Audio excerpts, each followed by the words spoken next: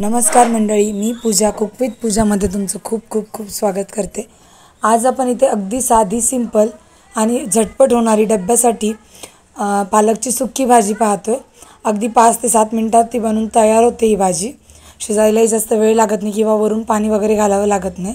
अगदी तेलात परतून ही भाजी मस्त अशी रेडी होते।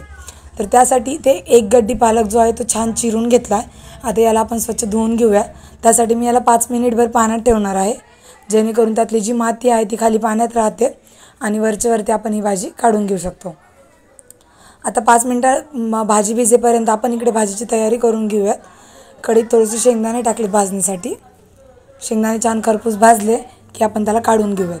त्याच कढईमध्ये तुम्हाला भाजीला जितपत तेल घालायचं आहे तेल घालूयात। थोडंसं तेल याला जास्त घालायचं आहे, छान मस्त लागते ही भाजी तेलाने। तेल छान परतलं, तेल छान गरम झालं की जिरे घालायचे आणि अशा पद्धतीने खूप सारं लसूण घालायचं। मी इथे लसूण ठेचून घातलं आहे, तुम्ही बारीक करून पण घालू शकता कापून। हे छान लाल झालं की यामध्ये आपली भिजलेली किंवा स्वच्छ धुतलेली पालकाची भाजी यामध्ये घालून घ्यायची आहे। पूर्ण भाजी यामध्ये घालून घेते आणि याला मस्त असं परतून घेऊयात। आता त्याला आपोआप पाणी सुटलेलं आहे, पाहू शकता तुम्ही। इथे मी त्यासोबत 2 चमचे ठेचा घातलेला आहे मिरची आणि लसूणचा।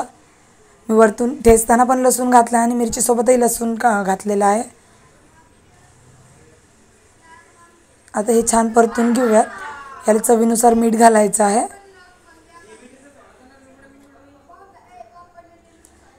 चवीनुसार मीठ घालून घेऊयात आणि याला आपल्याला 8 ते 10 मिनिटं झाकण न ठेवता शिजवायचं आहे। हिरव्या भाज्यांवरती शक्यतो झाकण ठेवायचं नाही, त्याचा हिरवेपणा कमी होतो आणि वरती जे आपण प्लेटला जो घाम लागतो किंवा प्लेटला जे वाफ येते त्यामध्ये त्याचे विटॅमिन्स चालले जातात। त्यामुळे शक्यतो पालेभाज्यांना झाकण ठेवायचं नाही। आता इथे भाजी आपली अर्धी शिजलेली आहे, पाहू शकता तुम्ही। थोडंसं पाणी बाकी आहे, आपण याला कोरडं करून घेऊया। भाजी शिजलेली आहे, मी गॅसची फ्लेम थोडीशी जास्त केली आहे, फुल केलेली आहे, जेणेकरून यातलं पाणी जे आहे ते आटून जाईल। आपण यात पाणीही टाकलेलं नाही आहे, तरी पण याला पुरेसं पाणी सुटलेलं आहे। 2 चमचाभर शेंगदाणे, आपण जे भाजलेले शेंगदाणे होते त्याचा कूट करून घेतला आहे आणि यामध्ये घालून घेऊयात। छान परतून घ्यायची भाजी। जवळजवळ आपली भाजी जी आहे ती इथे रेडी झालेली आहे, पाहू शकता तुम्ही। थोडंसं पाणी बाकी आहे ते आपण हटवून घेऊ। टिफिनसाठी काय होतं, सकाळी सकाळी आपण पालकाची भाजी जी आहे ती हटवून बनवू शकत नाही, कारण वेळ पुरेसा नसतो। घाई आपल्याला भाजी बनवायची असते आणि मुलं पातळ भाजी खात नाही डब्याला। तर अशा पद्धतीने कोरडी भाजी तुम्ही नक्कीच त्यांना बनवून देऊ शकता, आवडीने खातील आणि तुम्हाला रोज ही डब्याला भाजी मागतील, एवढी इतपत छान अशी भाजी तयार होते। तर नक्की ट्राय करा। आजची रेसिपी जर तुम्हाला आवडली असेल तर चॅनलला सबस्क्राईब करा।